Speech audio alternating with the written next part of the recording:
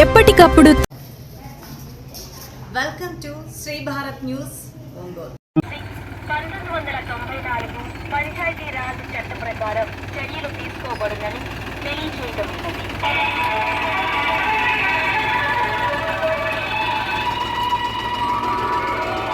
మన గ్రామ ప్రజలకు విజ్ఞప్తి.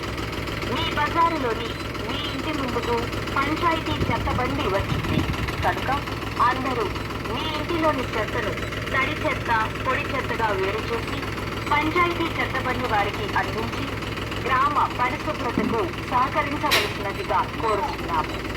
మీ ఇంటి చెత్తను ఎవరైనా బహిరంగ ప్రదేశాలలో, రోడ్ల వెంట, కాలువల యందు వేసినట్లయితే వారికి పంచాయతీరాజ్ చట్టం 2018 ప్రకారం 500 రూపాయల జరిమానా విధించబడును.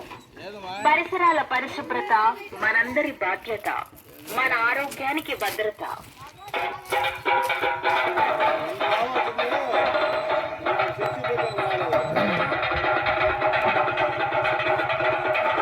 గ్రామ పంచాయతీలోని ఇంటి యజమానులకు ముఖ్య గమనిక. ప్రస్తుతం ప్రభుత్వం వారు ఇంటి పన్నులు ఆన్లైన్ చేస్తున్నారు కావున మీరు మీ ఆధార్ కార్డ్ మరియు